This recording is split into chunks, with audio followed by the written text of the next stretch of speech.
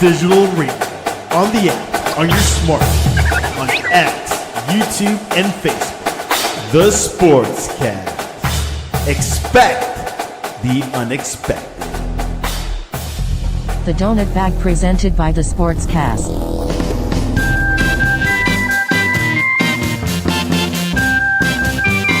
The Donut Bag, hosted by Joey Bag of Donuts. And here's your host, Joey Bag of Donuts.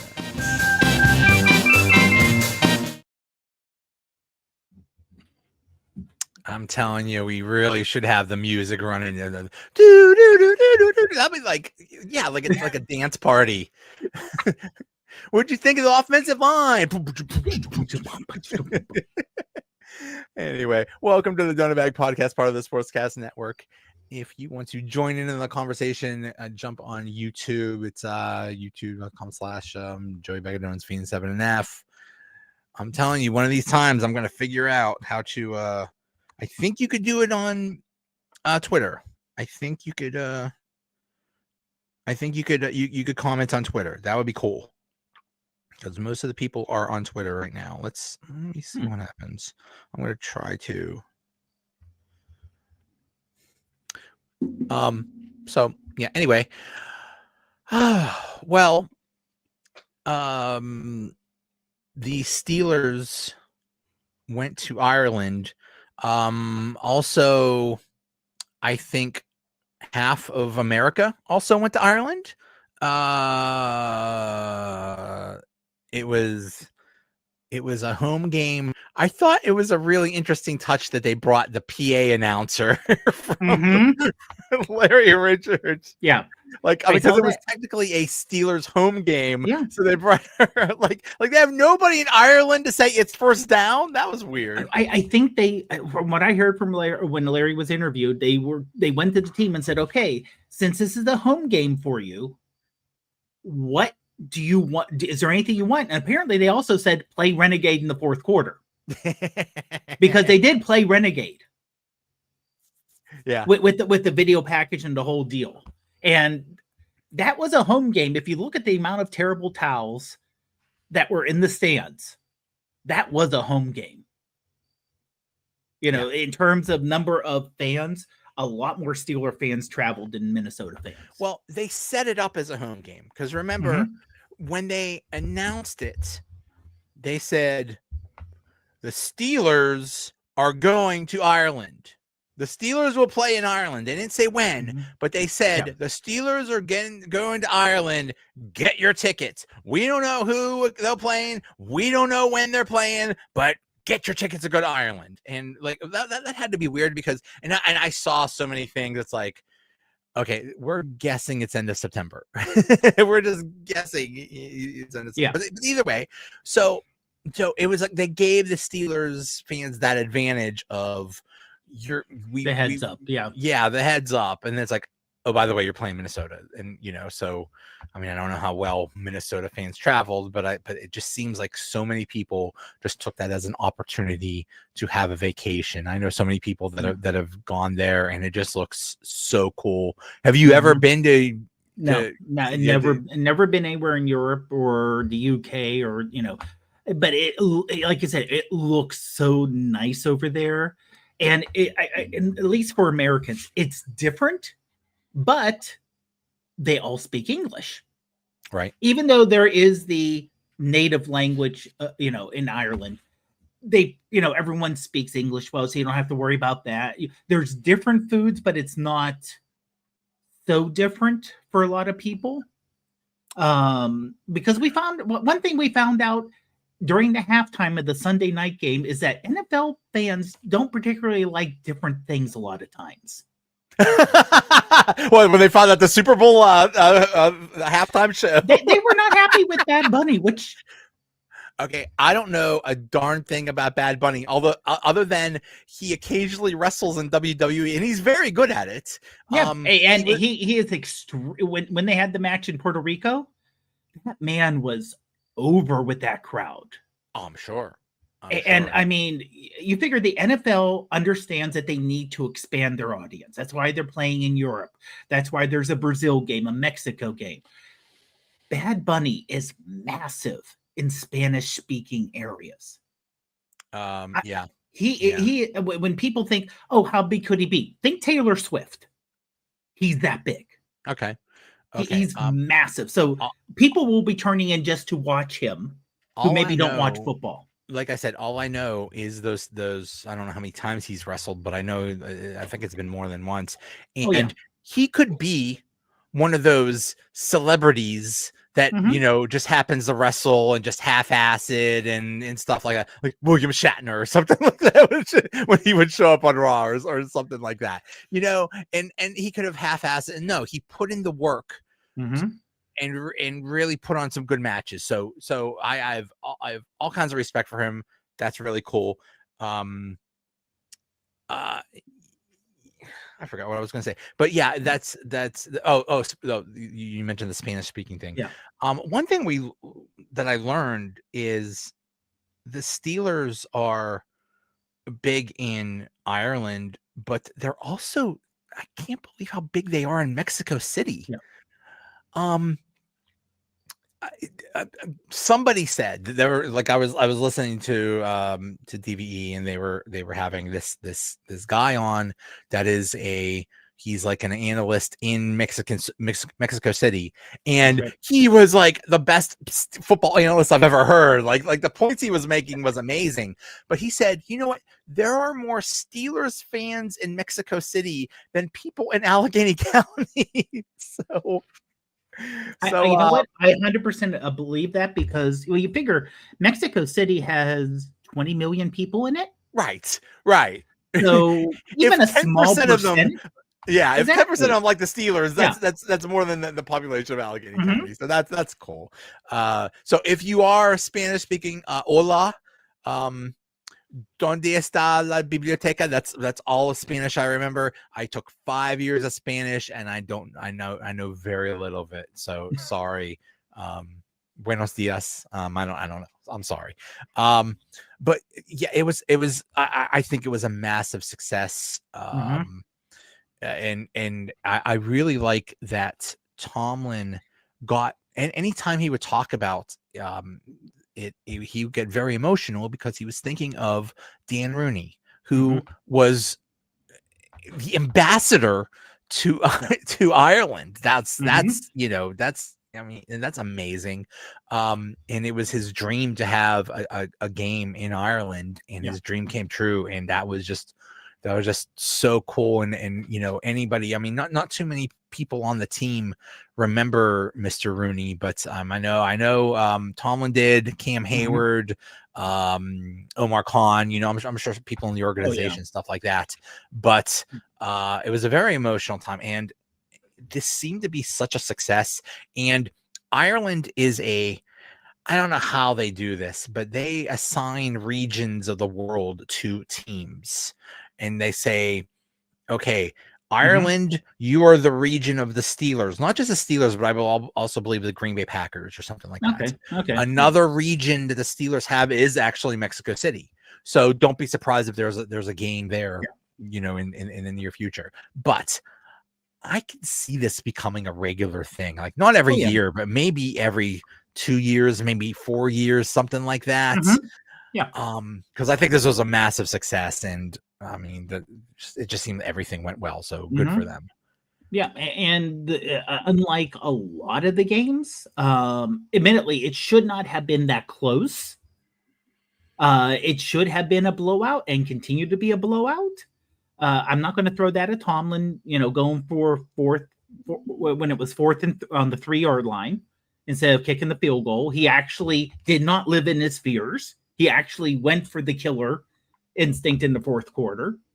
The Steelers were up, and if they would have scored a touchdown, they'd be up by 2 touchdowns. The game's over. They didn't make it, and that's when they went 99 yards to score a touchdown. So, but the game was actually suspenseful till the end. So that is something else where you get a lot of these games where you're like, oh, this is going to be a great game. It's in Germany. This game sucks. This is not the even when they pick teams that should be interesting, it turns out like, ooh, Here this is the is game of American football. The Yeah. score is 44-6 or something like that. Exactly. Yeah. Exactly. Yes. But yeah, it turned out to be a good game. Like I said, a little closer, but yeah. Brothats. I don't know what brothats means. I hope that, I don't know if it's a bad thing. Hi, Jamal. I, yeah, going into the game, it was comical because the Steelers were 2-1, but people acted like they were 0-3 and like, oh my God, what is wrong with you? How can you not win these games so convincingly? How can you, why are you just barely winning these games? It's because it's the NFL. That's why. And it's early season NFL. Exactly. It's September football. We've talked about this. The first 3 or 4 weeks are your new preseason. Mm-hmm. And I think you're now starting to see, oh, the offensive line has gotten a lot better since that Jets game. Except for that first play, the very first play of the game. But they seem to have gotten a lot better. There's a running game where there was nothing the first week or two. It may be opponents, that's true. But it seems like there's more cohesion, which takes time. All we heard,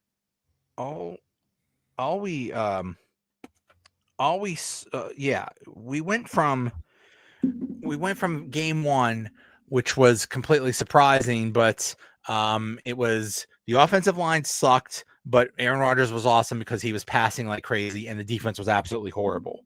Then we went to the Seahawks, the home game where the defense still sucked and the offense was a little bit better. Then we went to the Patriots game where the offense got a little bit better and the defense was finally starting to show something. And now we come to this game where the running game actually worked.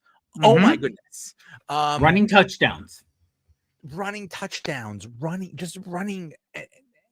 just the offensive now. And all that needed to happen for everything to work was to get the running game going. You get the running game going, that means you could get the passing game going. You get the running game and the passing game going, that means you could have long sustained drives. You have long sustained drives, you score points and you score touchdowns, not just field goals, which is nice. Yep. And that keeps the defense off the field. So when the defense does play, they're dominant because they're fresh. Everything works when the offensive line works and the running game works. It all complementary football. It all works. And when it doesn't, everything sucks. So there we go. So it worked. But yeah, it's been improvement. We're in game 4 and there's been improvement. I actually heard good things about Broderick Jones, and I never thought that would happen. So that was amazing. But the weird thing is, the running game was good, but not who we thought it would be. We thought, we heard Jaylen Warren was questionable, and then I guess he didn't even dress or was announced that he wouldn't play, and it was Kenny Gainwell. It's like, oh. And at first I thought, oh, that's not good. Well, it turned out to be very good. Yes. And even Caleb Johnson, who doesn't know the rules of football, even he was doing well. This is the only thing I think we all can agree on about the running game. Aaron Rodgers should not run. Or if you're going to run, slide feet first so you don't freaking fumble the ball at the end of the run. Listen, you and me know something about running. That was dumb luck. A couple things are true. You and me know something about running. We're both over 42, but and we're not winning any races anytime soon. No. But Aaron Rodgers, I swear, when I was 42, I ran a little bit faster than that. And then that one time he ran, somehow, I don't know if he planned to, but he just like threw the ball backwards and it landed in Broderick Jones, and Broderick Jones kept fumbled running. It. He fumbled it when he was going down. Again, there's good. There's being like, he had to run behind Aaron Rodgers and not just go, oh, the quarterback's way out there, I'm not running. Right. He had to put the effort to be in position. Great, But great heads up play on his part. but it was also a lucky bounce because Mhm. the ball could have bounced this way or to the right or forward, and then it's a turnover. Yeah. But Yeah. again, it's effort and positioning.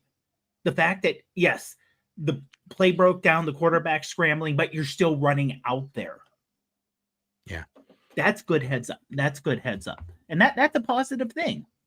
And also, I know that I don't know if we're still hearing the Tomlin's an idiot and why don't we get rid of him and everything else. Just remember, you could be in Baltimore. Right. And what they're saying about the genius John Harbaugh head coach they have there, where admittedly they played very difficult teams, but they're still 1-3. Yeah. And they got smacked around by the Chiefs last night. Yeah. Which a very bad looking 1-3. Yeah. I mean, that their game against their first game against the Bills, that was a nail biter and could have gone either way. But Right. that game last night was not No. close at all. Mm-mm. It's such a shame to see And I such mean, a yeah, I mean, between that and Cincy with their injuries and Cleveland being Cleveland, we could win this division. I think. yeah, Now, it's not out of the possibility. It really isn't. I think the Bengals are kind of hopeless. I think their best case scenario is they go 8-9 or 9-8 or some crap. I mean that's a huge stretch right now because I think Burrow's out. The Browns is the Browns. They're just an absolute joke. They'll go like 4-13 or something like that. But the Ravens, if Lamar Jackson's hurt, they are absolutely screwed. Oh yeah, and the fact and Derrick Henry not playing like Derrick Henry. Well, I mean, he had to get old at some point, so I don't know what's going on there. It's not even that; it's the fumbles. It's the other thing. It's not just I'm getting slower or I'm not the big bruiser I used to be. Like I said, that's age. But hold on to the ball, man. Yeah.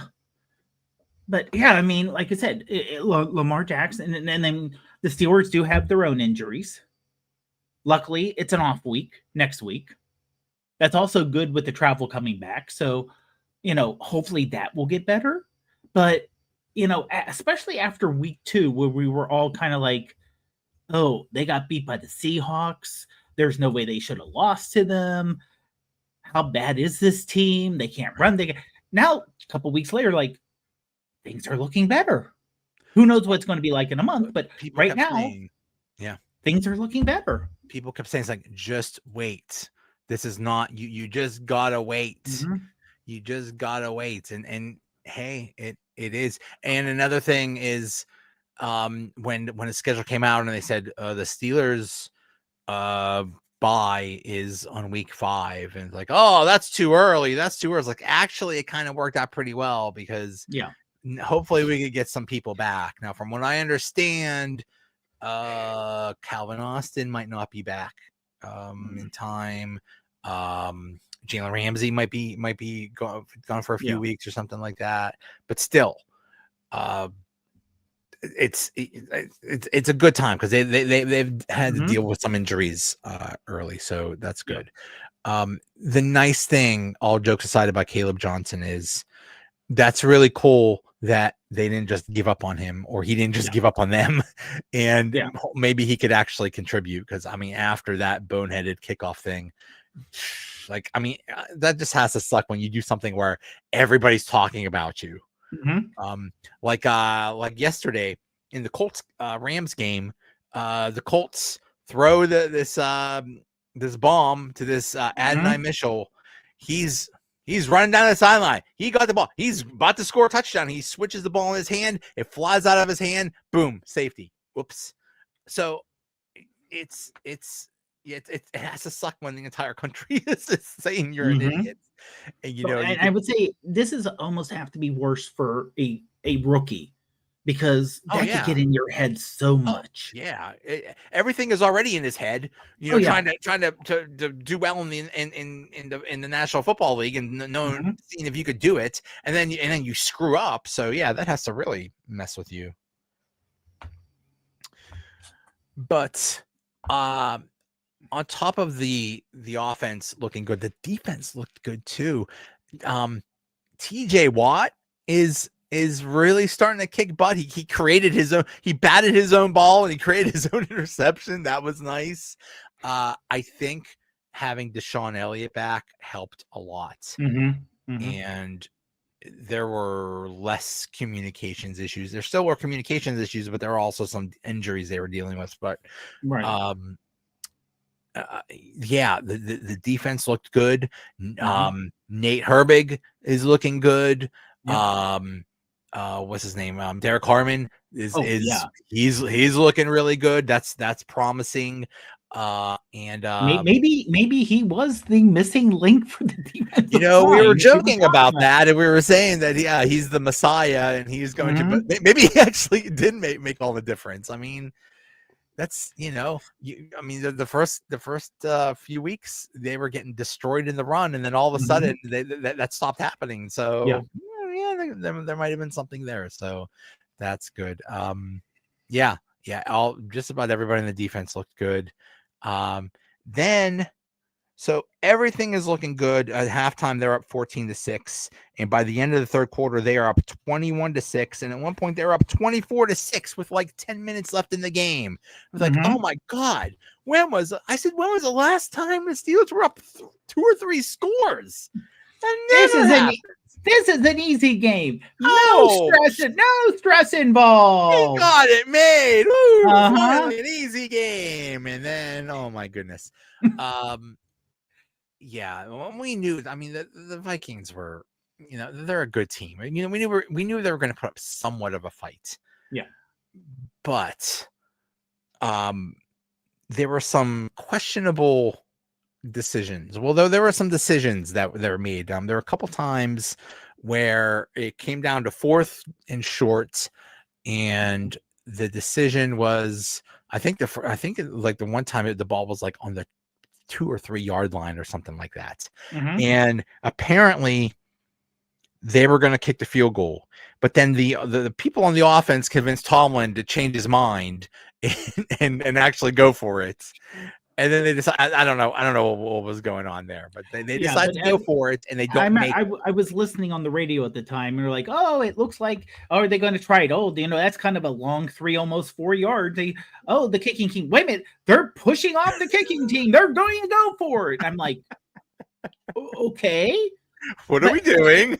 Yeah, I mean, honestly, if they would have made the touchdown, game's over at that point. Yeah, you're up 2 touchdowns, more than 2 touchdowns. Game's over. You kick a field goal, you would be up by what, like 6 at the time? So you're like, okay, you would make the other team score a touchdown, but it's still a 1-score game. And I can honestly see that, first of all, my thought was, why didn't we throw it to Washington? Or, honestly, why didn't we just throw it to Washington? I mean, we're running good, but you got 6'7", 300-pound tight end on the goal line. Godzilla. You have Godzilla. You fake the run, and you have him run out where, the defensive back, who is like, what, 6 to 8 inches shorter, you throw it up, he's got a great chance. He doesn't even have to run. He just has to walk, turn around, and he's like King Kong on the Empire State Building where he's swatting at planes. And instead of planes, those are cornerbacks. They can't get to him. Like, this isn't hard, people. He had 3 receptions also. So they actually threw to him this time. Yeah, they threw to him. Yeah, so it's like, but they almost made it. Well, they made it down to the 1, and honestly, I could see that. Okay, we are up, but they're on the 1 yard line. Now you got to drive 99 yards. So I was happy either way. Yeah. And people were saying, well, why didn't you have Aaron Rodgers throw it? Because he might have thrown an interception and they could have taken it back for a pick six, or who knows what could have happened. So I'm fine with the decision to go for it. I'm fine with running it, and that's a good decision. It's like, okay, now you have to drive 99 yards. I think that was the drive where unfortunately they threw like a 90-yard pass to Jordan. There was some, that was one of the communication errors. Yeah, someone was so, but the crazy thing is Peyton Wilson, a linebacker, catching a wide receiver from behind. Wasn't that was that's one exactly what happened. Peyton Wilson he caught this guy. And he was going like 22 or 23 miles an hour, almost as fast as I run when I run races. Almost. The fact that he caught a wide receiver, Jordan Addison, I know this was his first game back from a suspension. Maybe he's not in the greatest shape or whatever, but dude, that dude has to be ashamed of himself. Like, how did you allow yourself to be caught, dude? You go back there in the treadmill. You go work on your running or something, because that was bad. And I mean, they did score a touchdown, but it also took until fourth down to score. Okay. So that helps too. Play by Peyton Wilson was actually so huge, because if they just scored there, that was like a quick strike. It's like, oh my God, we still have plenty of time. But no, he pulls them down at the 1 yard line. And then on first down, they don't make it. The defense comes up big. Second down, the defense comes up big. Third down, the defense comes up big. And finally, on fourth down, they were able to get into the end zone. But they waste a lot of time doing that, all because of Peyton Wilson. So that was one of the plays of the game. Such a great heads-up play. That was awesome. And and again, this is when there's communication errors, kind of like Broderick Jones hustling. Yeah. You have to hustle, and he hustled. You hustle. And that is something where I think a lot of people, this is where Tomlin's good. People hustle for him. Yeah. This is the positive, that you rarely see the Steelers give up a game. Even when they're out of it, you don't see them going, it's over. Right. Right. Now, I didn't watch the Ravens-Chiefs game, but I'm hearing people say afterwards, it's like, yeah, were the Ravens really pushing as hard at the end of the game against the Chiefs, or did they look kind of let down? And they lost Lamar Jackson had a hamstring injury, so they knew they had no chance. So I don't that too. Yeah, and I mean the Chiefs did look really good. I mean, they're I guess they're an okay team. So and they were at home also, so that helped too. But but one thing that helped the offensive line look so good was the decision to basically have Washington out there all the time, and basically a sixth offensive lineman. I think that's Spencer Anderson. And they just called him an extra tight end. It's like number 74 is reporting as eligible. Tackle eligible, yep. Yeah. And when they did that, they were able to run. And I don't care what they have to do. I don't care if you have to bring 6, 7, 8, 9 people on the offensive line. You were able to run, so keep doing it. Yeah, great. I mean, and it's this is the thinking out of the box, which we didn't see really last year, a year before. And I think having Aaron Rodgers helps a lot, because here's a quarterback who is Russell Wilson was a veteran last year. True. I mean, they're both veterans, but Aaron seems to be able to handle the changes maybe better. Also, the first half of last year was Justin Fields being the quarterback, and it did not look like they had any faith in him at all to do anything beyond dink passes and you can run. Exactly. And Russell Wilson is washed. Yeah. And Aaron Rodgers, I'm in shock of how well this is working and how well he is just getting along with everyone. It's just so nice to see a real quarterback that has the intelligence to find the open receiver and also has the physical ability to throw it over the middle. Yeah. You know, I like I said, Russell Wilson, when he was in his earlier in his career, he was a better runner, not like Justin Fields running, but running enough where he could get around the offensive line and throw it everywhere. He couldn't do that last year. Right. And, well, that's because he's not that young anymore. Right. And that's his problem is.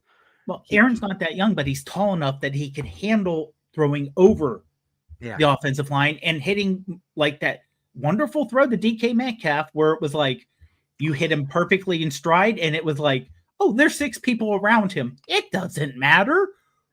You know what? And that's a thing. Not only, when we would see previous quarterbacks actually hit the receivers, it would be the ball would be a little bit behind them, or they would have to come back or whatever. Aaron Rodgers is hitting them in stride, and you saw with DK Metcalf just turn on the burners. And I feel bad for any person in the secondary that has to try to chase down or tackle DK Metcalf, because that's I don't think anybody in Ireland, I don't think anybody like DK Metcalf plays soccer or whatever sports they play in Europe, or rugby or something like that. Yeah. Right? He is a worldwide freak, not just a freak. Yeah, I mean, honestly, there's not that many wide receivers who are his size. Yeah, his strength and his speed. Yeah. Because you get the big wide receivers, but they're not speedsters, or you get the speedsters and they're not big. He is, and meaning this in the best way possible, a genetic freak. Oh, he's certain ways you're just born with abilities, and it's a matter of do you take advantage of them or not. He is right now. Wait, who else was a genetic freak? Was that Scott Steiner? That was Scott Steiner. Yeah. And and that was partially genetics and partially other things, if you remember Big Papa Pump. He was. he went from the dude that would do the Frankensteiner and like all these things to Big Papa Pump. Not just he was he really lived up to the name Big Papa Pump. I wish I remember the Steiner math promo. That was one of the greatest promos of all time. 33 and a third. Oh, it was one of the greatest things ever. But yeah, DK Metcalf is absolutely unbelievable, and it's just such a great thing. It's you have a quarterback that can feed him the ball, and a wide receiver. We haven't had a wide receiver like him since Antonio Brown. Prime AB, yeah. And so, someone who you could tell that the ball he scored the touchdown on was a little behind. Not majorly, but he made the adjustment. Very seamless, but he made the adjustment just to slow down a half a hitch so the ball would hit him here instead of being behind him. All we heard was before the week was, oh, they're going to get so outcoached. Brian Flores is a genius. They should have kept Brian Flores as a defensive coordinator. What were they doing? That may have been correct. We have to say that may have been a correct move, but not in this week. Tomlin and his generals outcoached him. Yeah, and Arthur Smith outcoached Brian Flores. Yeah, and they hear these things. They're not in a glass jar or something like that. That doesn't get it. They hear all these things we're saying about them. So they take it to heart. But it worked. Hi, Larry. Everything worked, and now we go into the bye, and I don't want to put ourselves ahead, but the next game is it at Cleveland or is it in Pittsburgh? I think it's in Pittsburgh. It's in Pittsburgh.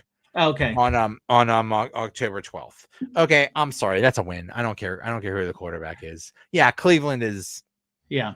Cleveland is they have a good defense, but you know who the Browns are playing next in Cleveland? The Vikings in The England, Vikings- right?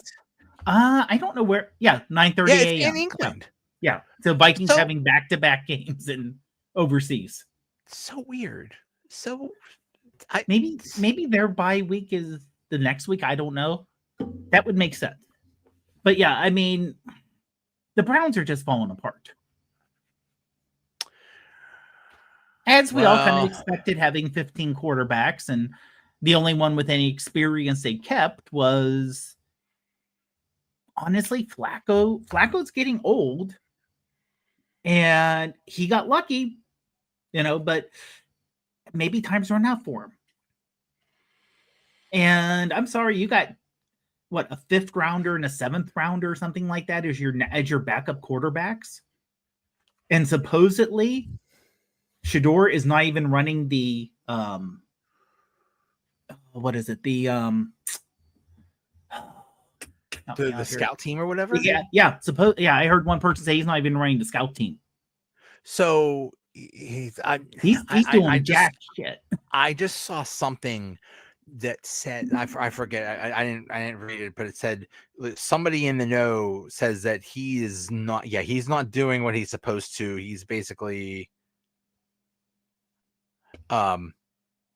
it's just basically not going well. So basically the whole thing with him was, why he didn't get drafted was because of his attitude or because of his dad or whatever. Yeah. And this is something is missing with this kid. If I know, the whole league knows. Quit being an embarrassment. You should be embarrassed that you're not the quarterback now. This is what Rex Ryan said about him, quote unquote, running his mouth.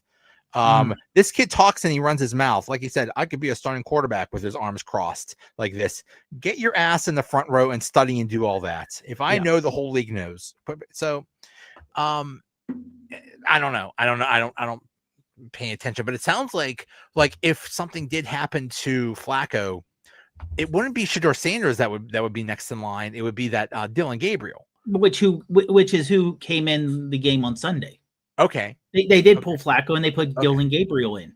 Okay, so yeah, I mean, and you get and Dylan Gabriel was not one of these, oh, he's your quarterback of the future, he's going to be so great. It was, he's a quarterback.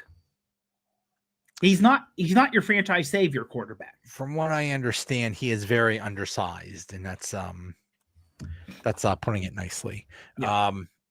But do we know how big his hands are, though? when Kenny was in Cleveland, did they have a handoff somehow to see who had the smaller hands? A handoff. Well, how big? They say I had small hands. What's the size of your hand? High five. When you do a high five with them, like you also have a tape measure in the other hand or something. The Browns are a mess. And then the next game is in Cincinnati, which looks very winnable now. The only thing that will hurt, it is a Thursday night game. Yeah, that's true. So short week, but hopefully, since there's a bye and then the Browns and then a short week, that'll help. Yeah, and then the hard game is the Packers are coming here, and we saw the Packers tie Dallas last night. Yeah. 40-40 in overtime. 40 points. Yeah, I stayed up for that whole dang thing. I stayed up for a tie. And people are like, well, there should be no ties. What do you want them to do? Just play forever? Have a you can't have a shootout like in hockey. You could do that Dr. Pepper. You could do a kickoff challenge. You could have Pat McAfee could just give them money for every kick they make. Just have just have random people like, okay, the left tackle, he's about to attempt a field goal now. Or you could do the Dr. Pepper challenge that they do in college bowl games, where you throw footballs into the hole or something like that. Okay, that could be. I mean, you know what? We laugh, but that's basically what a hockey shootout is. Yeah. It's not really. It's it's not hockey. Yeah, I mean, yeah. What are you going to do to resolve a tie? Who cares if there's a tie? Yeah, I mean, It's a tie. It happens. Yeah. Sometimes two teams face each other, and you're like, yeah, you're equal. That was a fun game, but yeah, I don't know what was going But on how there. bad is Green Bay's defense that they gave up 40 Well, when Dallas is down a wide receiver? that's true, but Dallas, I mean, Dak Prescott is playing really well, and George Pickens had a good game. Well, unfortunately, nobody's saying, "Oh darn, we should have kept George Pickens," because he was maybe one of the world's worst humans. But yeah, I mean, they do have basically the Cowboys are the new Cincinnati Bengals. They have a good they have a good quarterback, one or two good wide receivers. They do have some good offensive weapons. They just have no defense. And I think Micah Parsons got hurt, but also I think there was just a big emotional component because I mean all throughout basically this entire season it was like, oh, what's going to happen when Micah goes back to Dallas? I mean, he still has a lot of love for his old teammates, so that was hard. Ownership he hates, but right. I saw a thing where when Micah Parsons went to sack Dak Prescott, it was similar to that WrestleMania match when Ric Flair went up against Shawn Michaels. Okay, and Shawn Michaels super kicked him. He's crying. He's like, "I'm sorry, I love you." I'm not going to hurt you, really. But yeah, I mean, I don't want to get ahead of myself, but if the Steelers keep improving and they keep playing well, they could win some games. That's all I'm saying. Yeah. I mean, who knows if, Indianapolis Jones will continue. Daniel Indianapolis Jones will continue with his, even though he had a good game. He had a good game.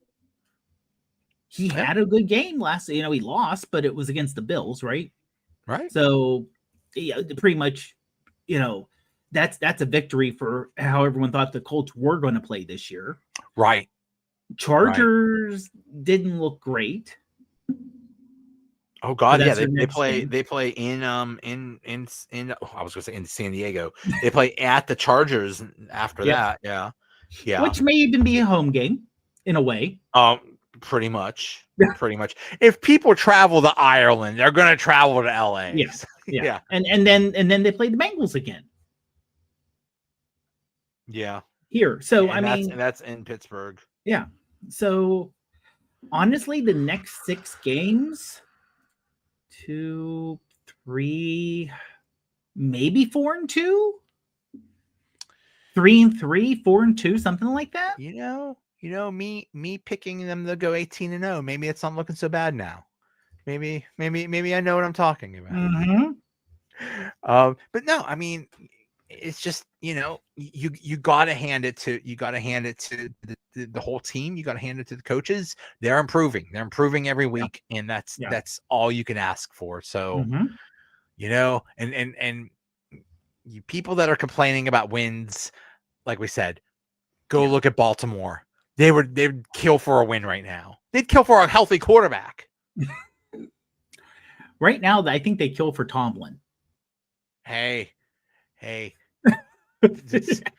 Harbaugh's supposed to be a genius, so either one of them are supposed to be geniuses. So, hey, good for you. It's funny how many IQ points you accumulate when you have a really good quarterback. It's funny how much smarter these coaches are. When, Andy Reid was way smarter with Patrick Mahomes than when he had Alex Smith or some other schmuck quarterback. Like that. It's amazing how that works. Anyway, so we will see. Things are trending upward, but you know what? At the same time, they could play Cleveland and lose, and we're saying, what the hell is going on? This season's going to hell. The Steelers are in. There's like 2 really good teams, the Eagles and the Bills, and they could probably win every game. And well, I was going to say maybe the Ravens, not even them anymore. No. Every other team, they could win every week. They could win or they could lose. It's a 50-50 shot. So it's just unpredictable. and don't bet on it because you're going to lose money. But Yeah. it's just I mean, it's just especially the last 2 weeks have been completely crazy. You know, with like Carolina puts an amazing game, and then they sync up the place. They blow out the Falcons and then get destroyed at home by the Patriots, who the Steelers beat in New England. So yeah. And then Atlanta has a great game this week. And the Giants win. Was anyone predicting the Giants to win? Right. Any games this year? Right. Maybe they won their one game of the year. We'll see. By the way, the turf in New York, everyone involved. If I was the players, I would just say I refuse to play on this turf because I'm going to blow out my knee and end my career. So please, can you fix the dang turf? And the funny thing is, I think there was it was some kind of soccer match that they were playing in that stadium, and for that they put grass in the stadium. It's like, why don't you just do that all the time? Just get grass. Like, it's just like, you look at the list of people that have just that's where Aaron Rodgers blood is his Achilles. Like it's just a crazy number of players that have. I mean, I can understand some places, but they're domed. Like Minneapolis, okay, they're a domed stadium. Right. You could grow grass and bring it. Chicago, that would be tough. Yeah, it's tough. You know what? You deal with it. Buffalo, New England, you deal with it. New York is not that hard to grow stuff on. Yeah. In terms of climate and temperature, but it's because FIFA, the soccer association, said you have to have grass field. We refuse to let anyone play on turf for injury reasons. And then the people on the stadium said, okay, we want to have your money. Therefore, we want, if the NFL said that. Right. Right. I would just as the NFL Players Association, I would just say, for the safety of our constituents, you need to do something about this. Our players will refuse to play if you don't fix this. It's a safety issue, but hey, whatever. Now they're just going to do it just to be stubborn. Oh, well, we will see. We will see, but we will enjoy the bye week. I could get used to starting to watch football at 9:30 in the morning and not and from watching football from 9:30 a.m. to midnight. I could get used to this. I'm perfectly okay with it. That is my ideal Sunday, is just watching football all the time. And that's kind of what get up to go sleep. Now, did you notice? Now, we didn't catch the first part of the game because we were running. It was funny. My wife said, "Why did they make the Great Race the same time as the Steeler game?" It's like, well, one was before the other. they couldn't change it. Yeah. But when I was done with the race, there was this. I don't know if they do this every week or no. what. It was only because of the game being the time it is. Okay. And the Great Race. They had a big TV. In on 6th Street, and and they blocked off the street, and it became like a party, and it was like one of the coolest things ever. And I just hung out and watched the game there. It's like, this is so awesome. Like, let's just do this all the time. Although when the weather gets bad, I don't want to do that. But still, there's enough there's enough streets with cars on them to make a couple of streets without cars, so we can just hang out on a Sunday. Yeah. This is why we can't have nice things. Anyway, all right. Thanks for coming on. Glad to be here, Joe. Glad to be here. See you. Have a great one.